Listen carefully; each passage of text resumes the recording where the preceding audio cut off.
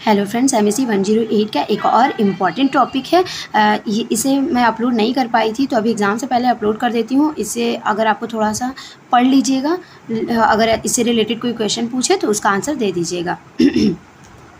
ऊर्जा। पृथ्वी पर सभी मानवीय गतिविधियों में ऊर्जा एक अपरिहार्य तत्व होता है। पृथ्वी पर जितनी भी मानवीय गतिविधियां होती है उसमें ऊर्जा एक बहुत ही महत्वपूर्ण भूमिका निभाता है। भारत में तीव्र औद्योगिक कारण, शहरीकरण, व्यावसायिकरण, जनसंख्या वृद्धि और जीवन शैली के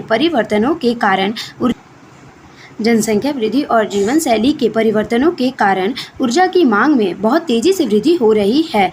ऊर्जा के स्रोत दो प्रकार के हो सकते हैं। पहला है व्यावसायिक ऊर्जा स्रोत और दूसरा गैर व्यावसायिक ऊर्जा स्रोत। व्यावसायिक ऊर्जा उसे कहते हैं जो बाजार में निश्चित कीमत चुकाने पर सुलभ ऊर्जा को व्यवस्थित स्रोत कहा जाता है।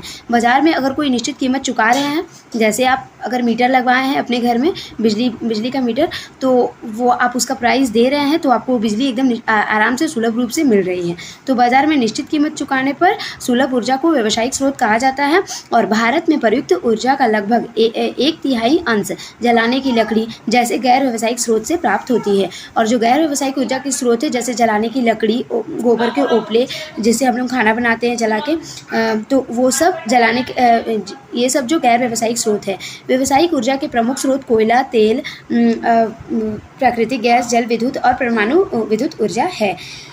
ऊर्जा उपभोग का स्वरूप। विकासशील देशों में आर्थिक समृद्धि वांछनीय है और उसके लिए ऊर्जा एक नितांत आवश्यक तत्व है, किंतु आर्थिक समृद्धि और ऊर्जा प्रयोग के बीच संबंध सदैव रैखिक नहीं होता। उदाहरणार्थ, अनुमान है कि वर्तमान परिस्थितियों में भारत में सकल घरेलू उत्पाद का 6% की वृद्धि के कारण ऊर्जा की मांग में 9% की वृद्धि अवश्य होगी। विकसित देश की तुलना में भारत प्रति व्यक्ति ऊर्जा उपभोग बहुत कम है। विकसित देश में जो एक आदमी जितना ऊर्जा का कंजप्शन करता है, भारत में बहुत ही कम है। भारत में प्रति व्यक्ति ऊर्जा उपभोग बहुत कम है। यह यूएसए की मात्रा 4% और विश्व औसत में 4% के समान है। यह पीईसी देश के वर्ष भर के ऊर्जा उपभोग को वर्ष मध्य के जनसंख्या अनुमान से भाग देकर आकलित होता है। भारत में पीईसी 1970 से 71 में 1204.3 किलोवाट से बढ़कर 2011 से 12 में 6419.5 किलोवाट हो गया है।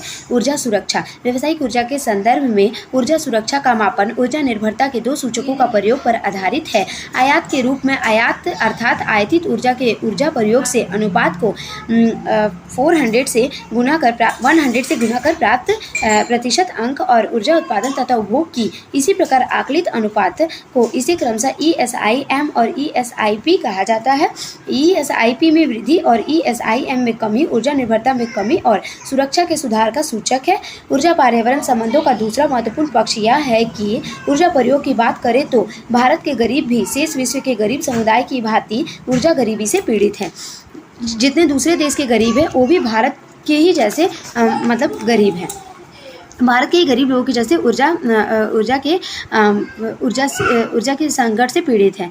इसका कारण आधुनिक ऊर्जा सेवाओं, विद्युत, स्वच्छ ईंधन आदि उनकी पहुंच से बाहर होना। विश्व में 1.6 बिलियन व्यक्तियों को अपने घर में बिजली सुलभ नहीं है। 2.5 बिलियन लोगों को आज लकड़ी और उपलों के ईंधन के सहारे खाना पकाना पड़ रहा है। ऊर्जा की कीमत का निर्धारण। भारत में जैसे ऊर्जा अभाव ग्रस्त देश में इसकी कीमत को इस प्रकार निर्धारित करना कि समाज के सभी वर्गों के ऊर्जा सुलभ हो सके। गलत कीमत निर्धारण से देश में सकल घरेलू उत्पाद और ऊर्जा संसाधनों के तर्कहीन अत्यधिक प्रयोग का कारण ऊर्जा दक्षता को दुष्प्रभावित कर सकता है। अब ऊर्जा की कीमत का निर्धारण तीन आधार पर किया जाता है। तीनों ऊर्जा के स्रोत पर कोयले की कीमत का निर्धारण करके, तेल की कीमत का निर्धारण करके और विद्युत कीमत का निर्धारण करके। अगर वीडियो आपको अच्छी लगी हो तो please like and subscribe my channel. Thank you.